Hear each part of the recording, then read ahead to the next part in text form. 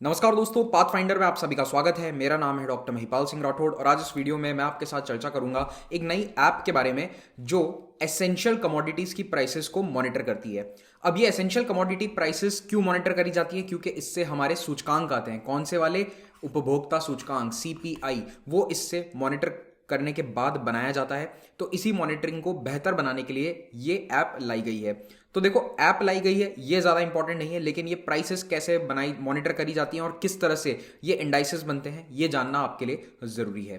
तो ये जो न्यूज़ है ये अभी फरवरी के महीने में आई थी। हालांकि ये ऐप लॉन्च हो गई थी जनवरी फर्स्ट वीक में, दिसंबर 30 के अराउंड कुछ लॉन्च हुई थी और वो एक सॉफ्ट लॉन्च था। धीरे धीरे उसको टेस्ट किया गया, फिर फाइनली फरवरी में मिनिस्ट्री ऑफ कंज्यूमर अफेयर्स ने उसके बारे में प्रॉपर्ली जानकारी दी है।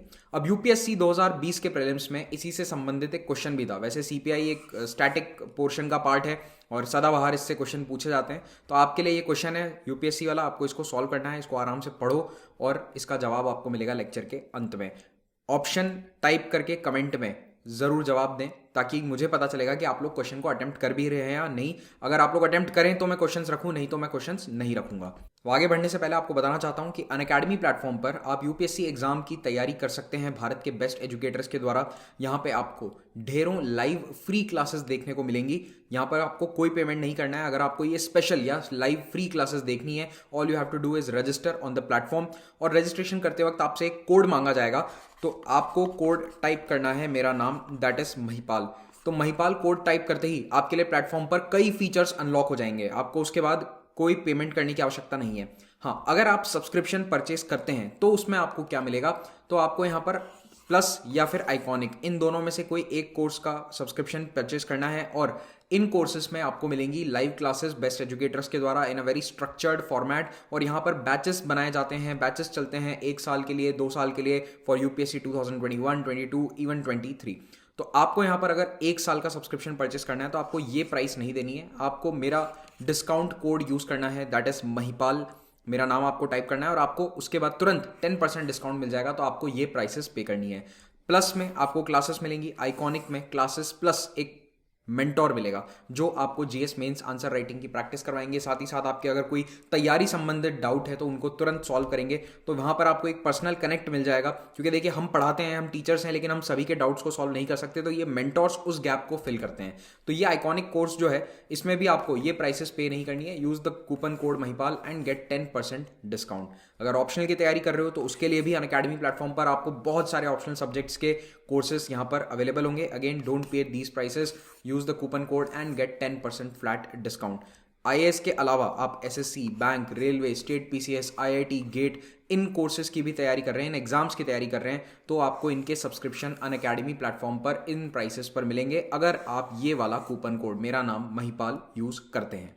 अब ये नई ऐप लॉन्च करी गई है consumer affairs, food and public distribution ministry के डिपार्टमेंट ऑफ कंज्यूमर अफेयर्स के द्वारा। तो इसमें डिपार्टमेंट है अलग अलग, डिपार्टमेंट ऑफ कंज्यूमर अफेयर्स अलग है, फूड एंड पब्लिक डिस्ट्रीब्यूशन अलग है। तो ये जो कंज्यूमर अफेयर्स वाला डिपार्टमेंट है इसने ये ऐप लॉन्च करी है ताकि रियल टाइम में क्या प्राइसेस चल रही हैं कमोडिटीज की वो मालूम चल जाए, रिटेल और होलसेल दोनों की। तो लगभग 127 लोकेशंस, ऐप में 128 दिखाया था। जब मैंने ऐप चेक करी गूगल प्ले स्टोर पे तो 128 दिखा रहा था, पर न्यूज़ में सभी जगह 127 लिखा हुआ है। तो वहां से ये इंफॉर्मेशन रियल टाइम में आपके लिए ले आता है। अब डिपार्टमेंट ऑफ कंज्यूमर अफेयर्स के क्या क्या रोल हैं ये आपको मालूम होना चाहिए। ये एग्जाम में पूछे जाने की पूरी संभावना रहेगी। तो इसके बहुत सारे काम होते हैं। केवल ये प्राइस इंडाइसेस का काम नहीं करता, बल्कि कई सारे कानून हैं जिसको इंप्लीमेंट करने का काम भी इसी उपभोक्ता मामलों के विभाग का है। तो सबसे पहला काम है इसका, कंज्यूमर प्रोटेक्शन एक्ट 2019 को लागू करें, इंप्लीमेंट करें। Bureau of Indian standards act 2016 को इंप्लीमेंट करें।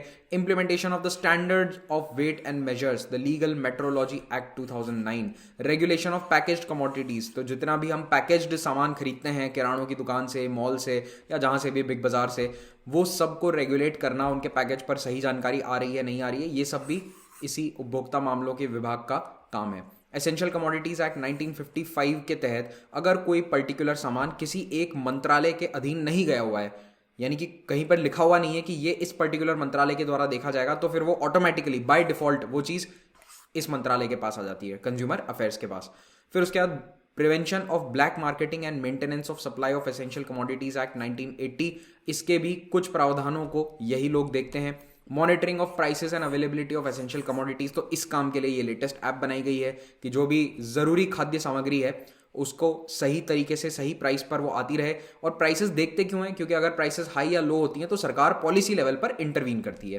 फिर डायरेक्ट सेलिंग, लीगल मेट्रोलॉजी की ट्रेनिंग, उसके बाद एम्बलेम्स एंड नेम्स, ये भी बहुत इंपॉर्टेंट है, इसको स्टार मार्क कर लो। Emblems and names, prevention of improper use, तो भारत के जितने ऑफिशियल एम्बलेम्स हैं उनका गलत इस्तेमाल ना हो, इसका भी काम कंज्यूमर अफेयर्स मिनिस्ट्री का है।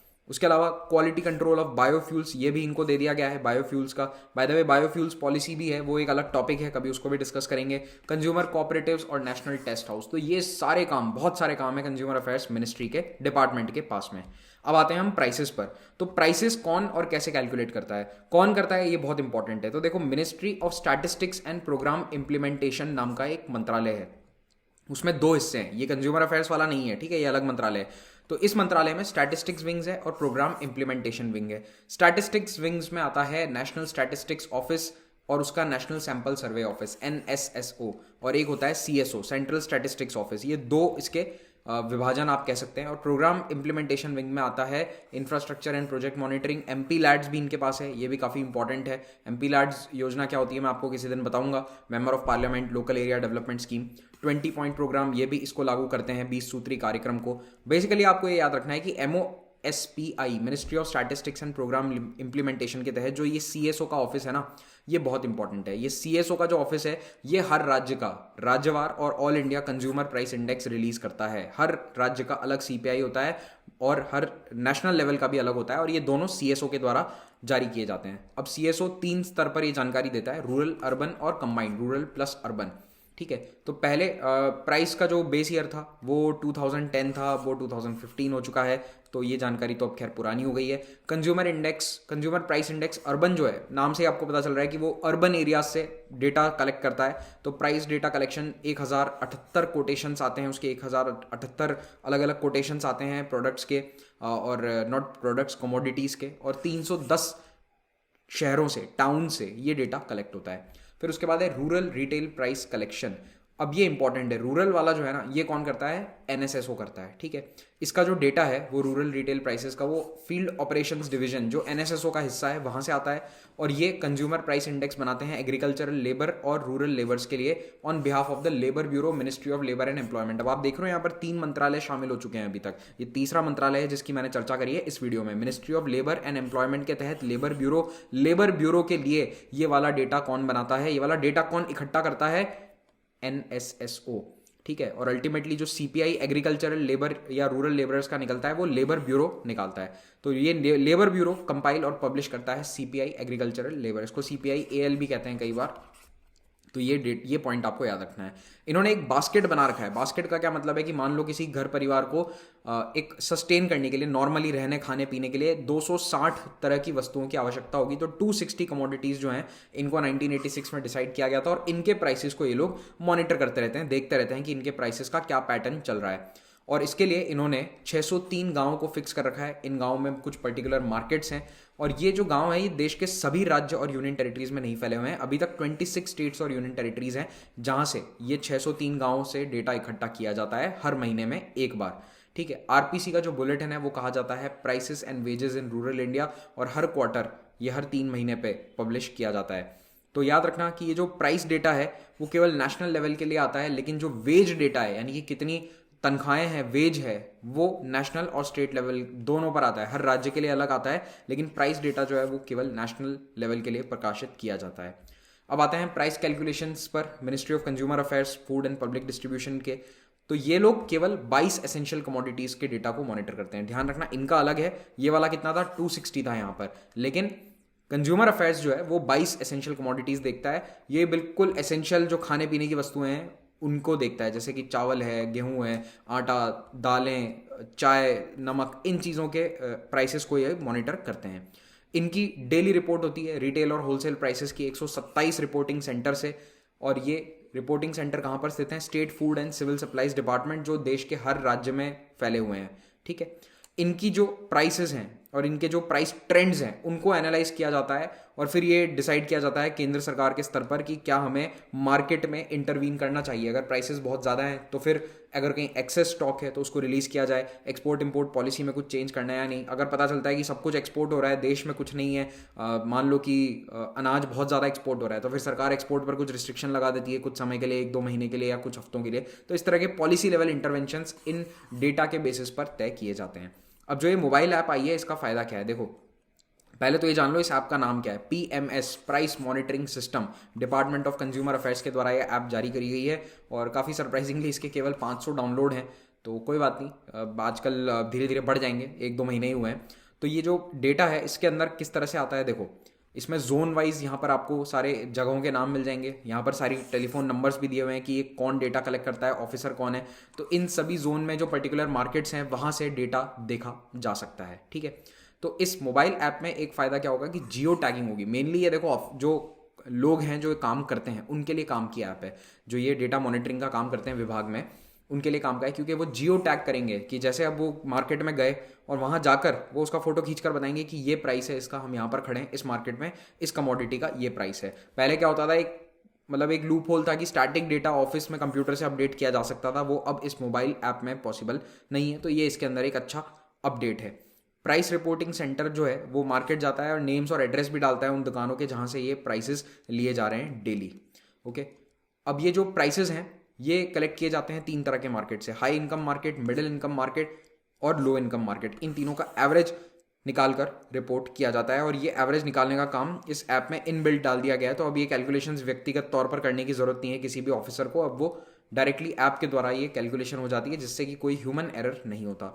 अब डेटा कलेक्ट करना केवल इसका काम नहीं है, अब इनका काम एनालिसिस भी है कि प्राइस ट्रेंड कहाँ जा रहा है, क्या प्राइसेस धीरे धीरे ऊपर बढ़ रहे हैं, क्या नीचे जा रहे हैं। तो ये जो प्राइस एनालिसिस है ये करी जाती है egg market, agri watch, NAFED और ट्रेड एसोसिएशंस के साथ बातचीत करके उनके भी इनपुट लिए जाते हैं। इन सबसे स्टेक होल्डर से भी बातचीत करी जाती है और एग्री वॉच से इनको मार्केट इंटेलिजेंस मिलती है, प्रेडिक्टिव एनालिसिस मिलता है और प्राइस फोरकास्टिंग मॉडल है कि भविष्य में प्राइसेस ऊपर जाएंगे या नीचे जाएंगे।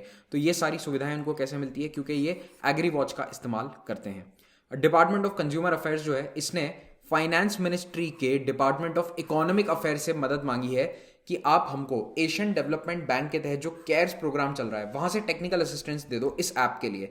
तो इससे क्या होगा कि इस पोर्टल में और पैसा जा सकता है, इसको अच्छे से अपग्रेड कर सकते हैं और नई टेक्नोलॉजी लाई जा सकती है, कैपेसिटी बिल्डिंग हो सकती है प्राइस रिपोर्टिंग सेंटर्स की और इससे ओवरऑल एफिशिएंसी बढ़ेगी। तो ये जो अप्रूवल, ये जो प्रपोजल है ये मान लिया गया है। तो अब इस केयर्स प्रोग्राम के तहत, एडीबी के तहत ये ऐप को और ज़्यादा सुविधा अच्छा बनाया जाएगा। मैंने आपसे जो सवाल पूछा था लेक्चर की शुरुआत में उसका आंसर है ए, बिल्कुल सिंपल सा है, ज़्यादा कुछ एक्सप्लेन करने के लिए भी नहीं है, केवल ये तीसरा स्टेटमेंट गलत है WPI के बारे में।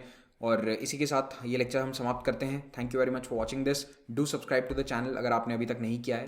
Have a great day.